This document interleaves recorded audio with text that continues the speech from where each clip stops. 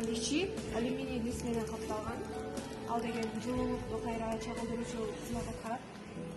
Мына бияка эмнелерчи деп баштайм. Бул деген 35-40 градус температурада болот. Эгер андан ашып баратса өчүп калат, эгер ага жетпей атса дагы жылуулук көбөйүп калат. Ал эми бул рецептор жактан мыкты аба сыртка чыгат.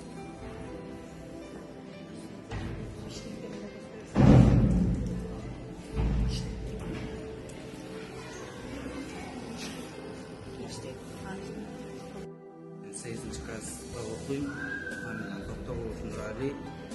Темирден жасалган копилка. Бул биранын акчасы алынат. Кийин болгондон кийин бул астынан акча чыгарылат.